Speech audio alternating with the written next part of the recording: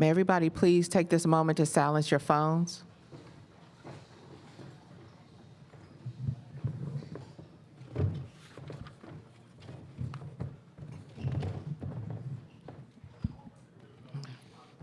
All right, joining us from the University of Pittsburgh is head coach Jeff Capel and the student athletes Carlton Carrington and Jaland Lowe. We'll first take opening remarks from Coach Capel. Well, first and foremost, congrats to North Carolina. They're a really, really good team, and wish them luck, tomorrow and throughout the NCAA tournament. They'll be a great representation for the ACC in the NCAA tournament. I'm really proud of our guys. We fought for 40 minutes and we put ourselves in a position to win. We had an unbelievable defensive effort to hold that team to 69 points. I think over the last 4 or 5 games, they were averaging about 85. And I think, if I'm correct, I think they lead our league in scoring. So I thought we did a really, really good job defensively. The player of the year stepped up and made plays. And you have to tip your hat to him. He made a deep three, a 28-footer, some pull-ups. I mean, he just made plays. And then Baycott, they're 2 older guys, experienced guys, stepped up and made plays. And we still had some opportunities. We just were not able to cash in. But I'm really proud of my team. We fought. We came here with a great spirit, with a great attitude, and we put ourselves in a position where I think we helped ourselves. But really, really proud of our effort. Yes, if you have a question, please raise your hand and Mike will come over here in the front. Jeff, Blake and Ish were scoreless in the first half, but you guys were able to establish a lead. What led to that early effort to get your scoring going without those 2 guys? These 2 guys beside me, these 2 guys were terrific. Guillermo came in and gave us a punch offensively in the first half. Zach made a 3. But these 2 guys with the ball in their hands and creating stuff for themselves and others. Second to the back row. Coach, you had 2 freshmen do a brunt worth of scoring today. Can you just talk to me about what that means for the future of this program? Well, these guys have been outstanding all year. They have. And it's been really cool to watch them grow up. They're 2 guys that, and it's not a knock, but they weren't like these highly recruited guys like some of the guys we played against today. They weren't McDonald's guys. Now, they were highly recruited by me. I knew how good they were. I knew that the people that do those rankings, I knew they were wrong. I thought these 2 guys were as good as any 2 guards that I saw last year on the circuit or in high school. And I think you've seen them grow up. You've seen them mature. You've seen them continue to get better. And they've gotten better because they're gym rats. They're highly competitive, and they're both extremely, extremely smart. And so they're able to pick things up pretty quickly. They're able to learn pretty quickly. They're students of the game. And for us, it's been a joy to be around them every day. It's been really, really refreshing. 4th row on the end. Back in with Orange Fizz. Coach, what do the next 2 days look like for you and your team leading up to Selection Sunday? Yeah, we'll be off tomorrow. We'll travel back tomorrow. We'll be off Sunday, and we'll see if we're in. Second to the last row on the end.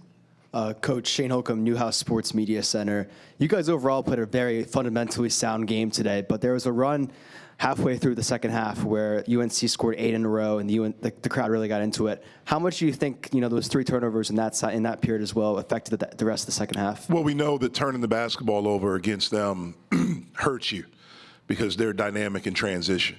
And we talked about being strong with the ball. I thought for the most part we were. But during that stretch, those 3 turnovers that you talked about, look, I give our guys credit, man. Like, we drove. It's amazing that we only shot 6 free throws. It wasn't like we just shot jumpers. Like, we attacked the basket and, wish we could have gotten to the line a little bit more. We were 6 for 6. Wish we could have gotten there. But, again, you can't turn the basketball over against them, and then you have to rebound. We went through a stretch there where we struggled to rebound as well against them. And they're relentless. They're relentless. They're old. They're good. And they beat us today. Back row on the white.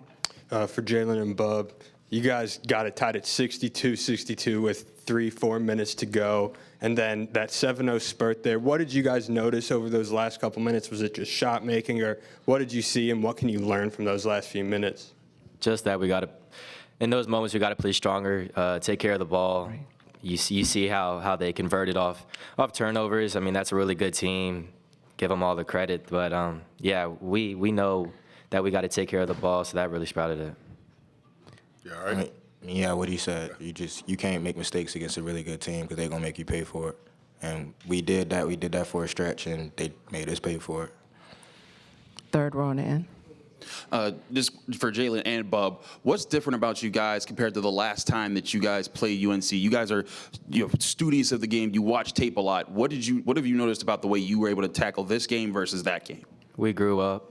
I mean, first time we weren't ready as ready as we are now. So just knowing that they didn't get our best shot at first really motivated us to come into this game tonight and just really show them that, we really wanted to show them and give them our best shot. Yeah, that's all it was. We weren't ready the first time we played them, and it showed. And I feel like today it showed that we grew up a little bit. We just fell a little short. That's all. Okay, middle on the end. John Titel from Hoops HD for Coach. If you do not hear your name called on Sunday, do you think it will be due to your non-conference strength of schedule? And if so, will you change your scheduling approach next year? Interesting question. If you look at a lot of the Big 12 teams, they have a lot worse schedules than us. If you look at some of the Big 10 teams that they have projected, they have a lot. Their strength of schedule is where ours is or less.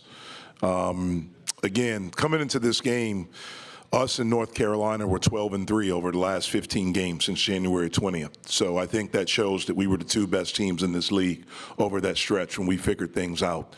And before tonight, we had won our last 4 or 5 games by an average of 15 points. And so it's interesting. I don't look at them. People tell me our metrics are better than they were last year. Our strength, our net, the Ken Palm stuff, whatever that stuff means, it's better than it was last year. I think our league is better than it was last year. Last year, the thing that we heard was that, North Carolina and Duke weren't North Carolina and Duke. Where you're talking about a team today in North Carolina that probably is going to be a 1 seed, and Duke will be a 2 or a 3 seed. Those teams were top 10 for the majority of the season.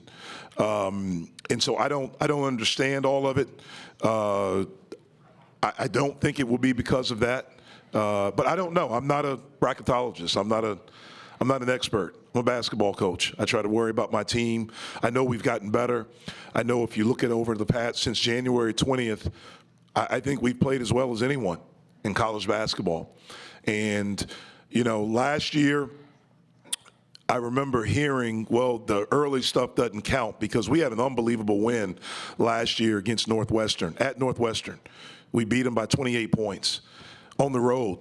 They ended up second in the Big Ten, so that's a quad 1 win. We heard, that was November or December, so it doesn't matter. Well, now all I'm hearing is our Missouri loss. That was early December. And so, again, we thought we had a really good schedule. We didn't know West Virginia would turn out like they were. They were picked high in the Big 12. We didn't know that Missouri wouldn't win a game when we played them. They were pretty good. We didn't know they wouldn't win a game in the SEC. So we'll schedule the way we feel like will best put us in position to win and to get to the NCAA tournament, just like we did this year. Okay, our last question in the middle. Coach, Matt Truckinelli from Herb FM Sports Radio.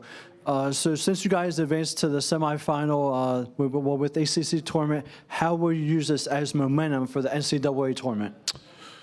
Yeah, well, again, I like our chances if we're able to get in. I think we have become a really good basketball team, and hopefully you look at the whole body of work. And I think we could be a team that could be dangerous in the tournament. And so, again, we'll travel back tomorrow. We'll be off tomorrow. We'll be off Sunday. We'll figure out where we're playing, and we'll go from there. Okay, thank you. Please note the University of North Carolina locker room is now open.